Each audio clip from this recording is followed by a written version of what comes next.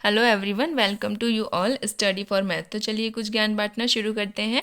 ये exercise start करने से पहले आप लोग प्लीज़ इससे पहले वाली वीडियो देख लीजिएगा, बिकॉज इससे पहले वाली वीडियो में मैंने Royals theorem and mean value theorem क्या होती है उसको प्रूव किस तरीके से किया जाता है विथ एग्जांपल आपको समझाया है।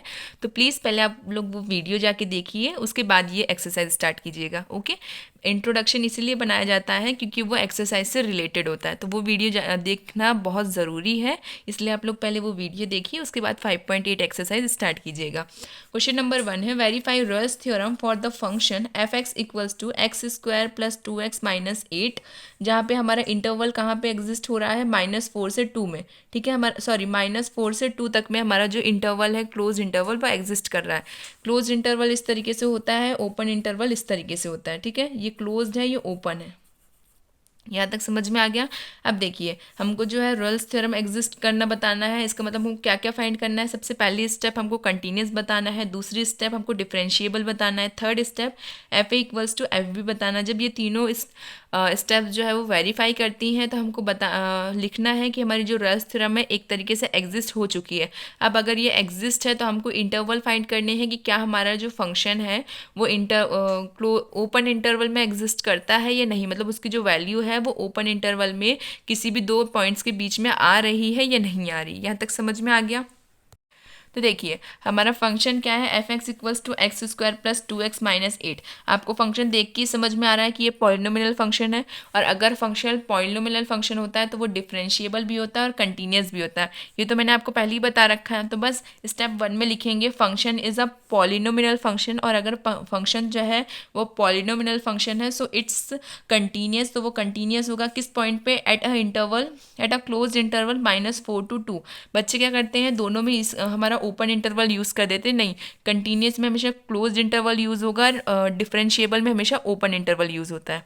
ठीक है, तो इस छोटी छोटी चीज़ों का ध्यान रखिए, बिकॉज बोर्ड एग्जाम में ये छोटी छोटी गलतियों के भी काफ़ी नंबर कट जाते हैं। तो इसलिए याद रखिए कि जब भी आप लोग को ये प्रूफ करना होगा तो कंटिन्यूस जो रहता है उसमें हमारा क्लोज इंटरवल होता है, और जो हमारा डिफरेंशिएबल होता है उसमें हमेशा ओपन इंटरवल से पॉइंट बताए जाते हैं।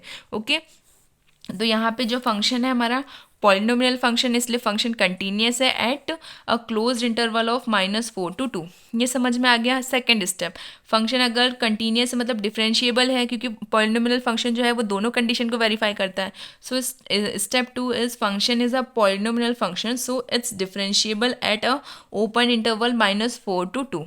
यहाँ तक समझ में आया। अब स्टेप 3 क्या है, हमारी फंक्शन ए और फंक्शन बी जो है हमको इक्वल प्रूफ करने हैं। तो देखिए, हमारा फंक्शन क्या है, F X equals to X square plus 2x plus 8, ये हमारा फंक्शन है। यहाँ पे हम पहले क्या पुट करेंगे, -4 पुट करके देखते हैं, उसके बाद यहाँ पे हम पुट करेंगे 2। अगर दोनों की वैल्यू सेम आती है तो हमारा फंक्शन जो है वो रॉयल्स थ्योरम को एग्जिस्ट कर रहा है। तो देखिए, सबसे पहले क्या पुट करेंगे, एफ की फंक्शन में एक्स की जगह पे हम पुट करेंगे -4। तो यहाँ पे जहाँ पे भी एक्स है वहाँ पे आपको -4 पुट करना है। तो यहाँ आएगा -4 का स्क्वायर प्लस 2 इंटू -4 एंड -8। अब देखिए, 4 का स्क्वायर क्या होता है हमारा 16, और स्क्वायर में है तो इसलिए नेगेटिव साइन नहीं आएगा, तो यहाँ पे प्लस का 16। 2 इंटू 4 इज 8, और यहाँ पे माइनस में तो इसलिए यहाँ पे आया माइनस का 8। सिमिलरली यहाँ माइनस का 8 एज इट इज़ जो वैल्यू है वो यहाँ पे लिख दी। यहाँ तक कोई डाउट नहीं है। अब देखिए, 8 प्लस 8 इज 16, एंड यहाँ पे पॉजिटिव का 16 है और ये नेगेटिव का 16, तो 16 माइनस 16 इज 0। यहाँ पे समझ में आया। फिर देखिए, एफ बी की वैल्यू क्या है, फंक्शन की वैल्यू है हमारी 2। तो यहाँ पे जहाँ पे भी x है वहाँ पे हम क्या पुट करेंगे, 2 पुट करेंगे। तो यहाँ पे आएगा 2 का स्क्वायर प्लस 2 इंटू 2 माइनस 8। तो 2 का square is 4 and 2 into 2 is 4, and यहाँ पे 8 है। तो देखिए, 4 प्लस 4 इज 8। ये पॉजिटिव का 8 है, यहाँ पे नेगेटिव का 8 है, तो 8 माइनस 8 इज 0। इसका मीन्स है कि एफ ए और एफ बी जो है वो एक दूसरे की इक्वल है। इसका मीन्स ये तीनों की तीनों स्टेप वेरीफाई कर रही हैं किसको, हमारी रॉयल्स थ्योरम को। तो मतलब हमारी रॉयल्स थ्योरम एग्जिस्ट है। अब हमको क्या फाइंड करना है, F dash C equals to 0। ये हमको फाइंड करना बताना है कि क्या ओपन सेट में हमारा इंटरवल एग्जिस्ट कर रहा है कि नहीं कर रहा है। तो यहाँ पे देखिए सबसे पहले हम क्या करते हैं, जब हमारा फंक्शन एग्जिस्ट करता है F X equals to X square plus 2x minus 8, अब इस फंक्शन को हम डिफरेंशिएबल करेंगे। डिफरेंशिएट करने के बाद हम फंक्शन में जहाँ पे भी x है वहाँ पे c पुट करेंगे, उसके बाद c की वैल्यू फाइंड करते हैं और c की वैल्यू फाइंड करने के बाद हम बताते हैं कि हमारा जो फंक्शन है वो ओपन सेट में जो हमारा इंटरवल है उसमें एग्जिस्ट कर रही है वैल्यू या नहीं एग्जिस्ट कर रही है। इसी तरीके से रॉयल्स थ्योरम वेरीफाई होती है। तो देखिए फंक्शन का डिफरेंशिएट करेंगे तो 2x का x की पावर 2 का डिफरेंशिएशन इज 2x। मैंने बता रखा है किसी की भी पावर अगर होती है तो उसको किस तरीके से डिफरेंशिएट करते हैं, पावर बाहर आ जाती है और पावर में से 1 माइनस होता है। तो वही यहाँ पे हुआ है, 2 बाहर आ गया, 2 में से 1 गया तो क्या बचा हमारा 1, तो x की पावर 1 इज x। ओके, अब यहाँ पे देखिए 2x का डिफरेंशिएशन होगा, 2 तो कांस्टेंट है, x का डिफरेंशिएबल होगा तो क्या आएगा हमारा 1, तो 2 इंटू 1 इज 2। -8 जो है वो कांस्टेंट वैल्यू है तो -8 का जो हमारा डिफरेंशिएशन है वो 0 आएगा बिकॉज ऑफ द कांस्टेंट। यहाँ तक कोई डाउट नहीं है। अब देखिए जहाँ पे भी x है वहाँ पे क्या पुट होगा c, क्योंकि हमको हमारे फॉर्म में लाना है तो हमारे यहाँ पे हमने पुट करेंगे फंक्शन की जगह पे जहाँ पे भी x है वहाँ पे c, तो f dash c equals to 2c plus 2। अब ये हमारा फंक्शन है बट हमारी रॉयल्स थ्योरम कौन से फंक्शन में एग्जिस्टेंस मांग रही है, f dash c equals to 0, तो हम लोग यहाँ पे f डैश c की वैल्यू पुट करेंगे, इक्वल में 0 एज इट इज़ रहेगा। अब हमको क्या फाइंड करना है, हमें फाइंड करना है c की वैल्यू।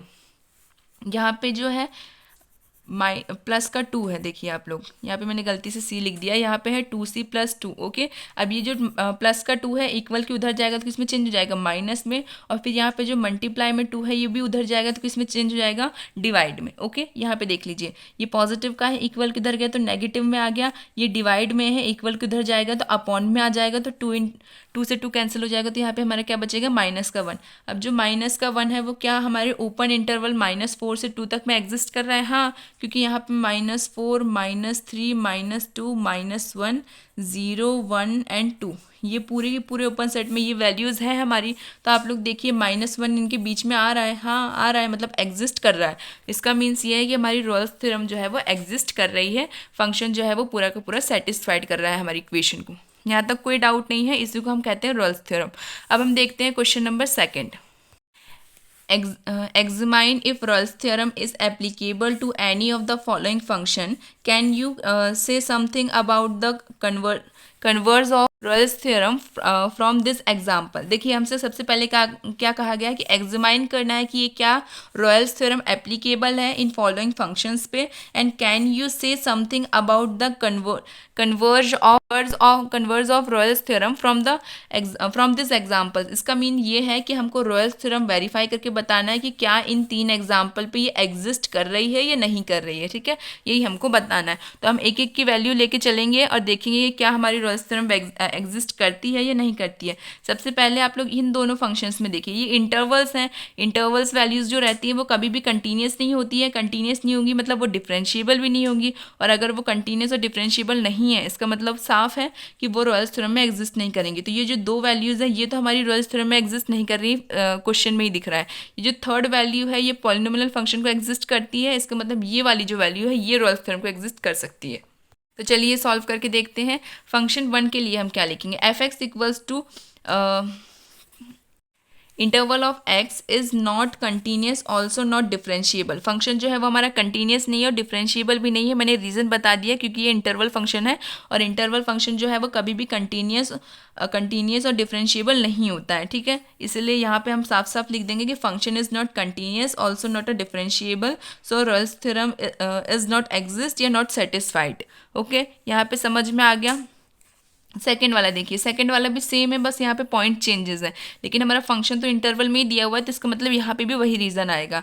तो F X equals to interval of X is not exist and differentiable, ये जो है वो एग्जिस्ट भी नहीं हो रहा है और डिफरेंशिएबल भी नहीं है, so Rolle's theorem is not exist और not satisfied at this point. Okay, ये समझ में आ गया। एक क्लियर लैंग्वेज में मैं आपको बताती हूँ, ये तो लैंग्वेज वाइज है, आपको इसी तरीके से एग्जाम में लिखना है अगर इस तरीके का क्वेश्चन आता है। सिंपल वे में बताया जाए कि फंक्शन जो है वो हमारा इंटरवल फॉर्म में मतलब उसका जो डिफरेंशिएशन है वो एक्स का डिफरेंशिएशन क्या होता है हमारा 1, दोनों के फॉर्म में हमारा डिफरेंशिएबल 1 आ रहा है।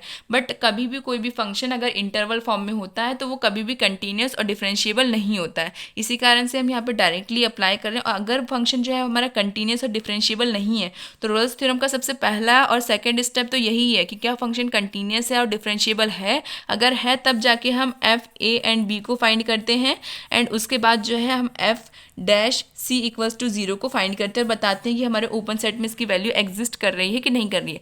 बट यहाँ पे स्टेप 1 और 2 में ही साफ साफ बता दिया जा रहा है कि फंक्शन जो है वो कंटिन्यूस और डिफरेंशिएबल नहीं है।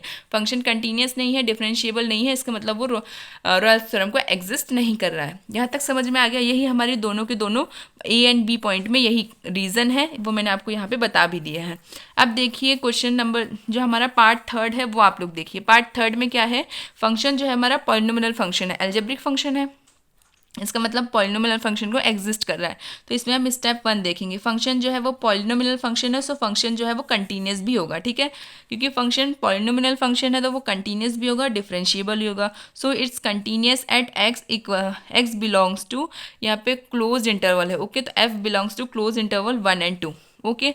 सेकेंड स्टेप क्या होती है हमारी, फंक्शन जो है वो पॉलिनोमियल फंक्शन ही है, so function so it's differentiable at X belongs to open interval 1 and 2। यहाँ पे देखिए हम लोग जब भी फाइंड करते हैं कि वो ओपन है, ये क्लोज्ड है, तो हम लोग पहले इस तरीके के ब्रैकेट का ही ध्यान रखते हैं, ठीक है। तो कंटिन्यूस होगा तो यहाँ पे क्या आएगा हमारा क्लोज सेट, और अगर डिफरेंशिएबल होगा तो फंक्शन क्या जो हमारा इंटरवल है वो क्या आता है, ओपन इंटरवल। इन दो चीज़ों का सबसे ज़्यादा ध्यान रखना है। पॉलिनोमियल फंक्शन है, इसका मतलब वो कंटिन्यूस एंड डिफरेंशिएबल दोनों चीज़ों को वेरीफाई करता है, ये चीज़ तो हमको पता ही है।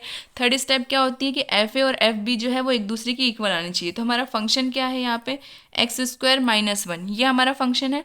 यहाँ पे हम 1 पुट करके देखते हैं तो यहाँ पे आएगा 1 का स्क्वायर, 1 माइनस 1 इज 0, यहाँ पे कोई डाउट नहीं है। वही सिमिलरली हम 2 पुट करके देखते हैं तो यहाँ पे आएगा क्या, 2 का square minus 1।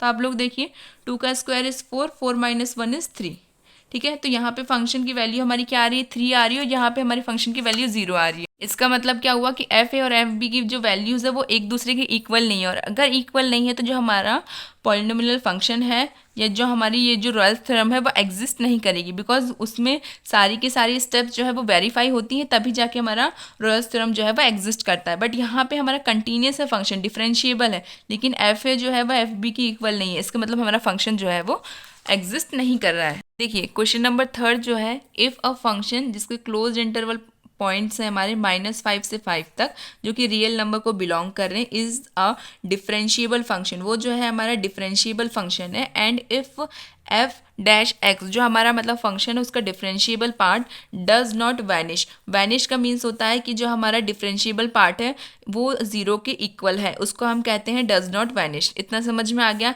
Any where then we prove that F dash, sorry यहाँ पे डैश नहीं है, तो F -5 is not equals to 5। अब एक चीज़ आप लोग देख लीजिए, यहाँ पे इसने साफ कहा है कि एफ -5 और F5 जो है वो एक दूसरे के इक्वल नहीं है। अगर हमारा function a equals to B होता है तभी तो वो जाके क्या प्रूव होती है, रॉयल्स थ्योरम, ये तो आपको पता है ना।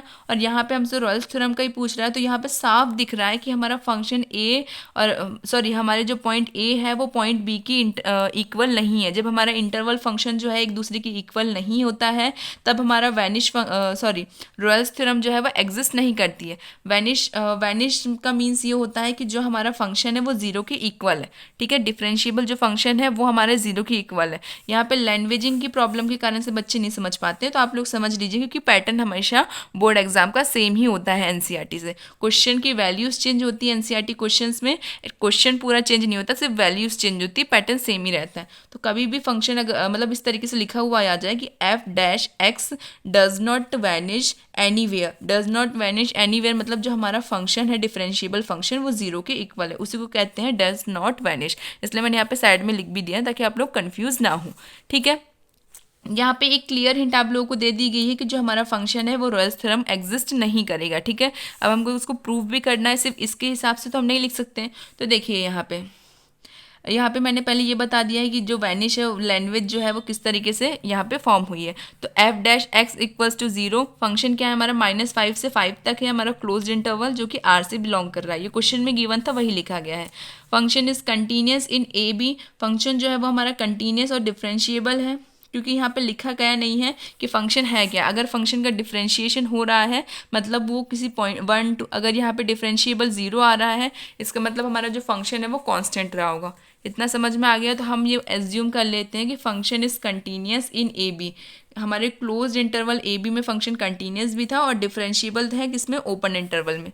देखिए अभी तक मैं वही लिख रही हूँ जो हमको क्वेश्चन में गिवन है। हमको function F dash X equals to 0 given है क्वेश्चन में, वो मैंने यहाँ पे लिखा है। यहाँ पे मैंने उसके क्लोज पॉइंट्स लिखे हुए हैं इंटरवल के, एंड यहाँ पे बताया गया कि फंक्शन जो है वो कंटिन्यूअस और डिफरेंशिएबल है। ये देखिए R is differentiable function, function जो है वो डिफरेंशिएबल फंक्शन है। एक चीज़ हमेशा याद रखिए, फंक्शन अगर डिफरेंशिएबल है तो वो कंटिन्यूअस ऑलरेडी होगा, क्योंकि वो कंटिन्यूअस है तभी तो वो डिफरेंशिएबल हो रहा है, तभी तो वो डिफरेंशिएबल वेरीफाई कर रहा है। तो इसीलिए अगर फंक्शन में कहीं भी ये लिखा हो कि वो कंटिन्यूअस है तब भी आपको लिखना है हमेशा कि फंक्शन कंटिन्यूअस और डिफरेंशिएबल दोनों है, और अगर फंक्शन में लिखा हो कि फंक्शन डिफरेंशिएबल है तब भी आपको मानना है कि वो कंटिन्यूअस भी है, ठीक है, बिकॉज ये एक दूसरे से रिलेट करते हैं। तो यहाँ पे हम लिख देंगे function is continuous in a closed interval A B and function is a differentiable in a open interval A B. यहाँ तक तो कोई डाउट नहीं है, जो क्वेश्चन में लिखा था वही मैंने यहाँ पे लिखा है। अब F dash X equals to 0 ये भी हमको फंक्शन में गिवन था। अब आप लोग देखिए कंटिन्यूअस और डिफरेंशिएबल है तो हमको क्या फाइंड करना होता है, F A equals to F B Rolle's theorem में। तो F A equals to F B के जो डिफरेंशिएबल फंक्शन है हमारे क्या है, हमारा एफ ए क्या है हमारा -5 है एंड एफ बी क्या है हमारा +5 है। तो यहाँ पे क्वेश्चन में साफ साफ दिया गया कि ये दोनों एक दूसरे के इक्वल नहीं है। अगर ये दोनों एक दूसरे के इक्वल नहीं है मतलब F dash C equals to 0 जो है वो एग्जिस्ट नहीं करेगा। इसका साफ मीनिंग ये है कि वो जो वैल्यू है वो सी से बिलोंग, ए की जो सी की जो वैल्यू है वो ए बी से बिलोंग नहीं करेगी, मतलब ए बी के अंदर प्रेजेंट नहीं है। ओपन इंटरवल के कारण यही होता है ना कि हम लोग को रॉयल्स थ्योरम में एंड में ये बताना होता है कि जो हमारा ओपन इंटरवल है उसके अंदर ही वैल्यू आती है किसकी, हमारी सी की वैल्यू आती है।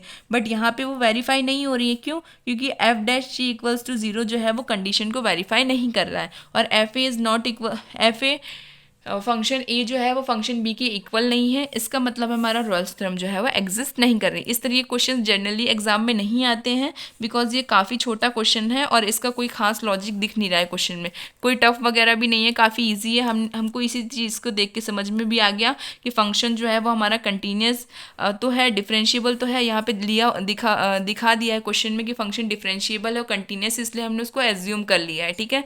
बट ना तो हमको फंक्शन बताया गया था, बस हमको पॉइंट्स बताए गए थे इंटरवल के पॉइंट जो कि -5 से 5 तक थे। तो यहाँ पे नॉट इक्वल दिखाया गया है, इसका मतलब साफ है कि फंक्शन जो है हमारा रॉयल्स थ्योरम को एग्जिस्ट नहीं करेगा, ठीक है। तो हमको बस लैंग्वेजिंग फॉर्म में उसको सेपरेट करना था। तो ये क्वेश्चन इंपॉर्टेंट तो नहीं है बट समझा दिया गया है, तो एक बार देख जरूर लीजिएगा, क्योंकि इस तरीके के जर्नली क्वेश्चन बोर्ड एग्जाम में नहीं आते हैं, क्योंकि काफ़ी ईजी है ये। अब हम देखते हैं क्वेश्चन नंबर 4। क्वेश्चन नंबर 4 है verify mean value theorem if F X equals to X square -4x - 3 in the interval close interval A B where A जो है वो 1 है और बी जो है वो क्या है 4। पॉइंट्स की वैल्यूज भी दी हुई है, एक की 1 है एक की 4 है, ठीक। हम लोग को ये इक्वेशन दी गई है, इक्वेशन देख के साफ पता चल रहा है कि ये पॉलिनोमियल फंक्शन ही है, अलजेब्रिक फॉर्म में लिखा हुआ है। पॉलिनोमियल फंक्शन है मतलब फंक्शन कंटिन्यूस भी होगा और डिफरेंशिएबल भी होगा। तो स्टेप 1 में आप लोग लिखिए F X is a continuous at X belongs to close interval 1 and 4। ये फंक्शन जो है वो हमारा कंटिन्यूस है। सेकंड स्टेप में हम लिखेंगे function is a differentiable function at X belongs to open interval 1 and 4। Function जो है वो हमारा डिफरेंशिएबल एंड कंटिन्यू है। अब हमको क्या फाइंड करना है, एफ ए और एफ बी जो है वो नॉट इक्वल्स टू होने चाहिए, नॉट इक्वल होने चाहिए, 0 के इक्वल तो नहीं बट नॉट इक्वल्स होने चाहिए, मतलब एफ ए और एफ बी जो है वो एक दूसरे के इक्वल नहीं होने चाहिए।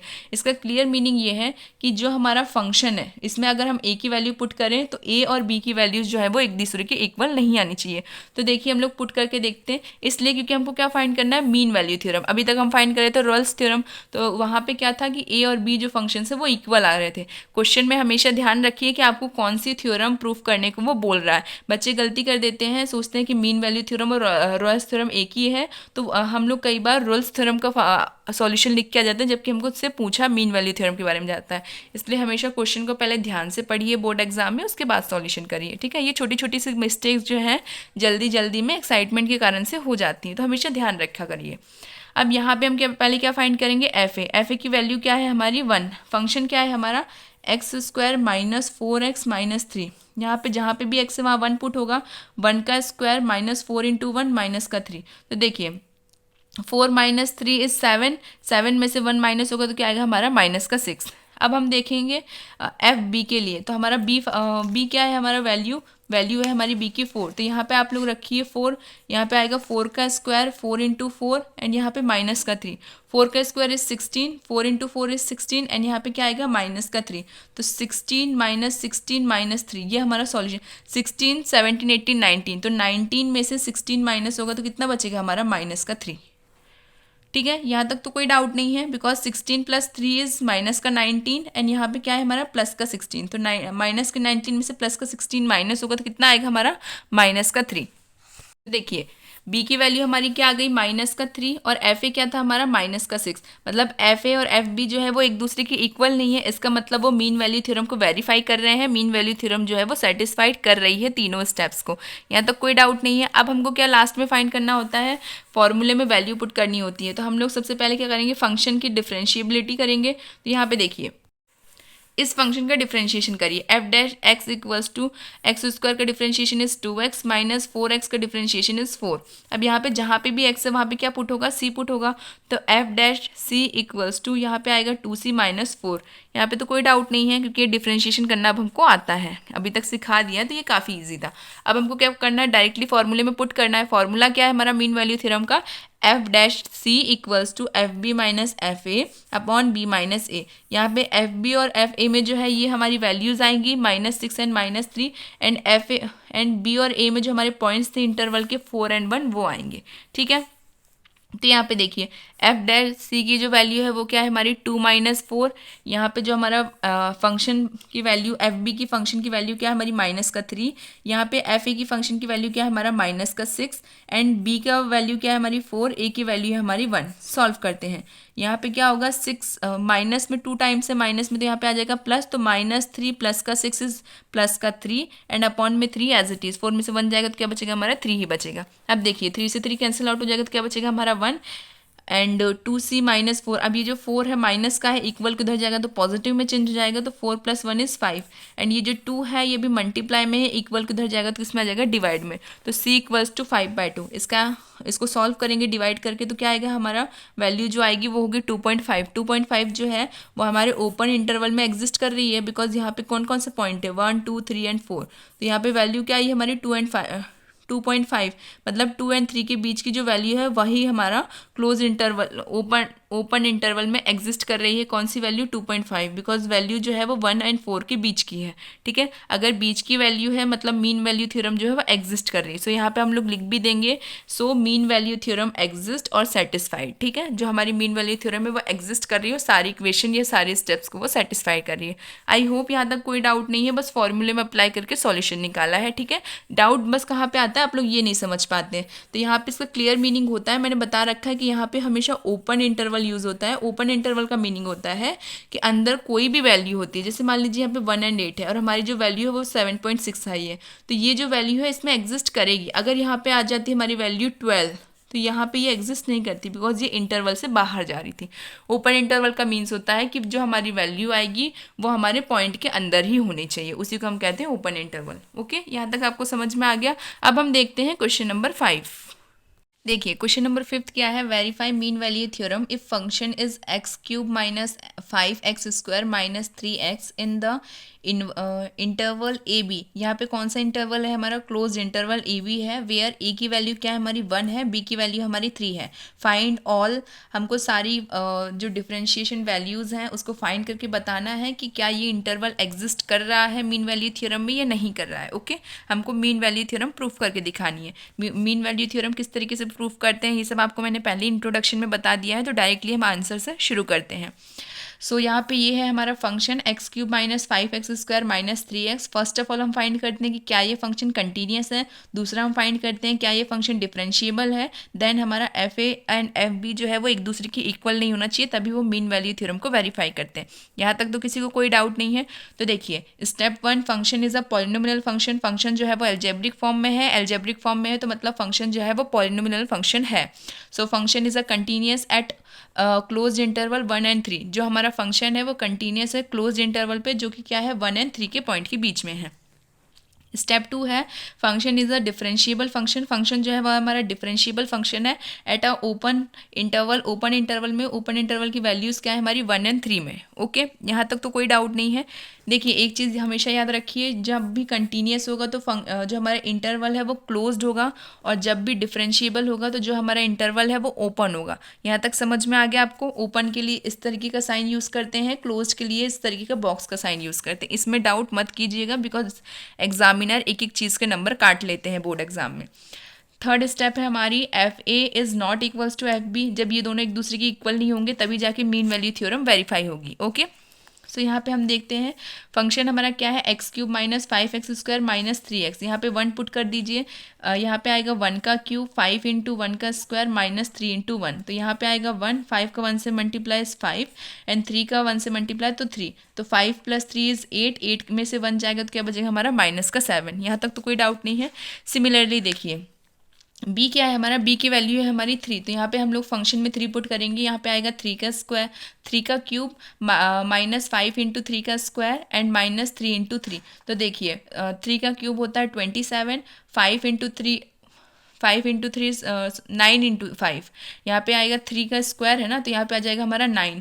9 का स्क्वायर, 3 का स्क्वायर इज 9, 9 इंटू 5, 5 9 ज़ा 45 एंड 3 इंटू 3 इज़ 9। तो देख लीजिए यहाँ पे ओवरऑल जब हम लोग यहाँ पे क्या पुट कर रहे हैं, बी की वैल्यू जब हम यहाँ पे 3 पुट करेंगे तो यहाँ पे आ रहा है क्यूब जो कि होगा 27 माइनस यहाँ पे है 9, 9 का 5 से मल्टीप्लाई होगा तो आएगा हमारा 45 एंड यहाँ पे 3 इंटू 3 इज़ माइनस का 9। तो 45 माइनस 9 इज़ 54, दोनों ऐड हो जाएंगे माइनस माइनस। तो यहाँ पे 45 + 9 इज़ माइनस का 54 एंड 27 में से 54 माइनस होगा तो कितना आएगा हमारा 27। तो माइनस का 27 क्योंकि पावर जो है 54 की बड़ी है। ठीक है, मतलब माइनस का साइन जो है वो 54 पे है तो इसलिए माइनस का साइन में आएगा। तो यहाँ पे आ रहा है माइनस का 27 एंड यहाँ पे आ रहा है माइनस का 7। तो देखिए f3 इक्वल्स टू 3 का क्यूब माइनस 5 इंटू 3 का स्क्वायर माइनस 3 इंटू 3। हम इसको सॉल्व करेंगे तो हमारा फाइनल आंसर क्या आ रहा है, माइनस का 27। किस तरीके से आएगा मैंने अभी पहले सॉल्व करके बता दिया है। अब देखिए तीनों स्टेप्स वेरीफाई हो रही, मतलब इसका मीन वैल्यू थ्योरम जो है वो सेटिस्फाइड हो रहा है। अब मीन वैल्यू थ्योरम सेटिस्फाइड हो रहा है तो हमको ये फॉर्मूले के अप्लाई करने के लिए वैल्यूज़ चाहिए, तो हम फाइंड करेंगे। सबसे पहले फंक्शन का क्या होगा, डिफरेंशिएशन होगा। फंक्शन का डिफरेंशिएशन मीन्स जो हमारी पावर में वैल्यूज़ हैं वो आगे आएंगी और उस पावर में से एक माइनस होगा। 3 बाहर आ गया, 3 में से 1 गया तो क्या बचेगा 2। सिमिलरली यहाँ पे 2 बाहर आ जाएगा तो 2 में से 1 जाएगा तो क्या बचेगा हमारा 1 एंड यहाँ पे 3 इंटू एक्स है तो यहाँ पे क्या बचेगा 3। क्यों, क्योंकि 1 का एक्स का डिफरेंशिएशन 1 होता है। यहाँ तक तो कोई डाउट नहीं है। तो बस ओवरऑल क्या आ रहा है 3x² माइनस 10x माइनस का 3, ये हमारा डिफरेंशिएशन वैल्यू आ रही है। ठीक है, यहाँ पे अब यहाँ पे देखिए यहाँ पे क्या पुट होगा, सी पुट होगा क्योंकि हमको क्या चाहिए f'(c). तो यहाँ पे हम लोग जहाँ पे भी x है वहाँ पे क्या पुट कर देंगे, c पुट कर देंगे। तो 3c² माइनस 10c माइनस में 3, ये जो है हमारा f'(c) का डिफरेंशिएशन वैल्यूज़ हमारी आ चुकी हैं। अब हमको क्या चाहिए, फॉर्मूले में पुट करना है। तो f'(c) की वैल्यू जो है वो ये है, यहाँ पे पुट कर देंगे। फंक्शन में जो b की वैल्यू जो भी आई है माइनस का 27 वो आएगी, और यहाँ फंक्शन a में जो माइनस का 9 है, सॉरी माइनस का 7 है वो आएगा, और यहाँ पे b एंड a में जो हमारे इंटरवल पॉइंट्स गिवन थे वो आएंगे। यहाँ तक समझ में आ गया कि यहाँ पे क्या पुट करना है। तो पुट कर दीजिए f'(c) की जगह पे उसकी वैल्यू, एफ बी की वैल्यू क्या है हमारी -27, एफ ए की वैल्यू क्या है माइनस का 7, बी की वैल्यू है 3, 1 की वैल्यू है 1। सॉल्व करते हैं। ये चीज़ तो अभी एज इट इज़ रहेगी, इसमें कोई छेड़छाड़ नहीं। यहाँ पे देखिए माइनस माइनस क्या हो जाएगा प्लस, -27 + 7 अपॉन 3 में से 1 जाएगा तो क्या बचेगा हमारा 2। 27 में से 7 माइनस होगा तो यहाँ पे आएगा माइनस का 20 अपॉन 2, तो यहाँ पे आ जाएगा हमारा 10। ठीक है, तो यहाँ आएगा माइनस का 10। यहाँ तक कोई डाउट नहीं है।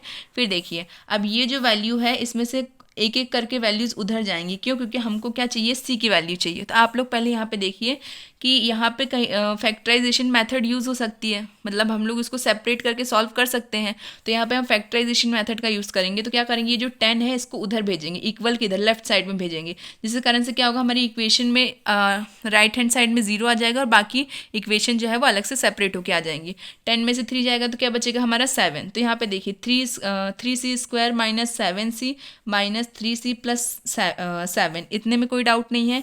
ये जो इक्वेशन है इसका फैक्टराइजेशन होगा। फैक्टराइजेशन कैसे होता है, कौन सी चीज़ें किसमें कॉमन आ रही। अब यहाँ पे आप लोग देखिए, यहाँ पे क्या कॉमन आ रहा है, c, और यहाँ पे कुछ भी कॉमन नहीं आ रहा, तो यहाँ पे हम एज्यूम करेंगे कि यहाँ 1 कॉमन आ रहा है, जिसके कारण से क्या होगा, अंदर जो वैल्यूज़ हैं दोनों साइड में सेम आएंगी। यहाँ पे भी क्या बच रहा है हमारा 3c-7 एंड यहाँ पे 1 कॉमन लेने से क्या बच रहा है 3c-7। आई होप यहाँ कोई डाउट नहीं। यहाँ पे मैंने माइनस को भी कॉमन लिया है, जिसके कारण से यहाँ अंदर पॉजिटिव की जगह पे नेगेटिव आएगा। ओके, यहाँ तक कोई डाउट नहीं है, एक बार फिर समझ लीजिए। यहाँ पे मैं फैक्टराइजेशन कर रही हूँ। फैक्टराइजेशन कैसे होता है, जब हमारे पास कोई वैल्यू है, जैसे यहाँ पे 10 - 3 करेंगे तो क्या बचेगा, हमारे पास 7 बचेगा। अब यहाँ पे ये जो c है माइनस का 10c, इसको फैक्टर करेंगे कि ये 10c को फैक्टर करें, जिसके कारण से ऐसी कौन सी वैल्यू है जो दोनों में कॉमन बन सके। फैक्टराइजेशन करना किस तरीके से किया जाता है, तो आई होप आपको पता है, आप क्लास 12th में हैं। इसीलिए आप लोगों को फैक्टराइजेशन तो मैं एक एक स्टेप्स नहीं बता सकती हूँ फॉर एग्जांपल लेके, बट मैं यहाँ पे समझा सकती हूँ कि यहाँ पे फैक्टराइजेशन किस तरीके से हुआ है। अगर नहीं आता है, कोई प्रॉब्लम होती है, तो कमेंट सेक्शन में पूछिएगा, अलग से सेपरेट वीडियो बना के पूरा समझा दूंगी कि फैक्टराइजेशन किस तरीके से किया जाता है। ठीक है, 8-10 एग्जाम्पल लेके। तो देखिए यहाँ पे बेसिकली आप समझ लीजिए अभी के लिए। यहाँ पे है 3c² - 10c - 3 एंड प्लस का 10। अब ये जो वैल्यू है, ये इक्वेशन है, इसको किस तरीके से सेपरेट करें कि ये दोनों में कॉमन आ सके। तो आप लोग यहाँ पे देखेंगे एक चीज़, 10 में से 3 गया तो यहाँ पे आ गया हमारा प्लस का 7। ठीक है, यहाँ पे प्लस का 7 आ गया। अब यहाँ पे क्या बच रहा है हमारा माइनस का 10। माइनस के 10 को हम माइनस का 7 माइनस का 3 लिख सकते हैं, जिसके कारण से क्या होगा, यहाँ पे भी 3c - 7 कॉमन आ जाएगा, और यहाँ पे भी 3c - 7c कॉमन आ जाएगा। और यही कॉमन चीज़ हमको चाहिए होती है जब भी हम फैक्टराइजेशन करते हैं, क्योंकि फैक्टराइजेशन इसीलिए किया जाता है कि जब इक्वेशन की वैल्यू डायरेक्टली नहीं निकलती है, तो हम लोग फैक्टराइजेशन करके c की 2 वैल्यूज़ निकाल लेते हैं। ठीक है, एक पॉजिटिव आती है, एक नेगेटिव आती है, ये तो दोनों पॉजिटिव और नेगेटिव आ जाती हैं। जिस हिसाब से सॉल्यूशन सॉल्व होता है उस हिसाब से हमारी वैल्यूज आ जाती है फैक्टराइजेशन करने से। यही होता है फैक्टराइजेशन का मीनिंग। तो यहाँ पे हमने जब सॉल्व किया तो यहाँ पे ये जो माइनस का 10c है, इसको किस तरीके से लिखा, -7c - 3c। यहाँ पे तो कोई डाउट नहीं है। अब इनमें कॉमन लेंगे तो यहाँ पे मैंने c को कॉमन लिया, तो क्या बच रहा है हमारा 3c - 7, क्योंकि यहाँ पे एक c कॉमन आ गया तो एक c यहाँ पे बचेगा, तो यहाँ आएगा 3c - 7। यहाँ पे मैंने -1 को कॉमन लिया है, जिसके कारण से अंदर जो पॉजिटिव का साइन था वो चेंज होकर नेगेटिव हो जाएगा 3। ठीक है, तो यहाँ पे क्या बचेगा हमारा 3c - 7। अब यहाँ पे भी 3c - 7, यहाँ पे भी 3c - 7, तो ये कॉमन आ जाएगा। और फिर एक और क्या बचेगा हमारा c - 1, तो वही मैंने यहाँ पे लिखा है 3c - 7 एंड c - 1 = 0। ये जो है हमारी फैक्टराइजेशन की 2 वैल्यूज़ आई हैं। अब इसकी हेल्प से हमारी c की वैल्यू निकलेगी। कैसे निकलेगी ये देखिए, 3c - 7 = 0, 3c = 7, ये नेगेटिव है, उधर जाएगा तो पॉजिटिव में चेंज हो जाएगा। ये मल्टीप्लाई में है तो उधर जाके किस में हो जाएगा, डिवाइड में। तो यहाँ पे एक वैल्यू क्या आ गई हमारी, c = 7/3, एंड यहाँ पे डायरेक्टली क्या आएगी, c = 1, क्योंकि यहाँ नेगेटिव है, इक्वल किधर जाएगा तो किसमें चेंज हो जाएगा, पॉजिटिव में। तो c की 2 वैल्यूज़ आ रही है, एक क्या आ रही है 7/3, एक क्या आ रही है c = 1। तो देखिए इसको डिवाइड करेंगे तो कहीं ना कहीं ये जो है 2 पॉइंट समथिंग बन रहा है। ठीक है, ये तो 2 पॉइंट समथिंग जो है 1 और 3 के बीच में ही होगा, बिकॉज 1 2 3 इस तरीके से लाई कर रहा है हमारे यहाँ पे पॉइंट इंटरवल। तो यहाँ पे ये जो c की वैल्यू है ये 2 पॉइंट समथिंग है, मतलब 2 के और 3 के बीच में होगी। ठीक है, तो इसका मतलब ये तो एग्जिस्ट कर रहा है, ये हमारे ओपन इंटरवल को एग्जिस्ट कर रहा है। फिर यहाँ पे देखिए c = 1, मतलब 1 से 3 के बीच में स्टार्टिंग में 1 जो है इसी में एग्जिस्ट कर रही है 1 की वैल्यू। तो इसका मतलब 1 एंड 2 पॉइंट समथिंग, ये दोनों की दोनों जो वैल्यूज़ हैं ये हमारे 1 एंड 3 को ओपन सेट को एग्जिस्ट करती हैं, ओपन इंटरवल को एग्जिस्ट करती हैं। अब आप लोग देखिए, ओपन इंटरवल मैंने आपको बता दिया है कि कोई भी वैल्यू हो, कोई भी वैल्यू, ओपन इंटरवल का मीन्स होता है कि ये जो वैल्यूज़ हैं अगर इनमें जो हमारी वैल्यूज़ आ रही हैं तो भी वो करेक्ट है, इनके बीच में जो वैल्यूज़ आती है तब भी करेक्ट है। क्लोज इंटरवल में ये अंतर होता है कि जो वैल्यूज़ लिखी हुई हैं सिर्फ यही वैल्यूज़ आनी चाहिए, इनके बीच की या इनके आसपास की वैल्यू नहीं चलती है। एग्जैक्ट यही वैल्यू आती है तब वो क्लोज इंटरवल को वेरीफाई करता है। ओपन इंटरवल जो होता है उसमें बीच की वैल्यूज़ भी चलती हैं। ओके, और जब भी हम लोग मीन वैल्यू थ्योरम और रॉयल्स थ्योरम को एग्जिस्ट करना बताते हैं तो उसमें हम हमेशा ओपन इंटरवल का ही यूज़ करते हैं, क्लोज इंटरवल का यूज़ नहीं किया जाता है, इसीलिए क्योंकि क्लोज इंटरवल जो है वो एग्जैक्ट आंसर मांगता है और ओपन इंटरवल जो है वो आसपास की वैल्यू को भी वेरीफाई कर देता है। ठीक है, इसलिए हमेशा जो है रॉयल्स थ्योरम और मीन वैल्यू थ्योरम में हम लोग ओपन सेट का ही, ओपन इंटरवल का ही यूज़ करते हैं। ओपन इंटरवल यही फ़ायदा है उस ओपन इंटरवल का, इसलिए क्वेश्चन ईजी बनाने के लिए एनसीईआरटी जो है हमेशा ओपन इंटरवल के ही सॉल्यूशन को वेरीफाई करती है। ठीक है, so mean value theorem exist, mean value theorem exist कर रही है और वेरीफाई है। यहाँ तक समझ में आ गया। अब हम देखते हैं क्वेश्चन नंबर 6।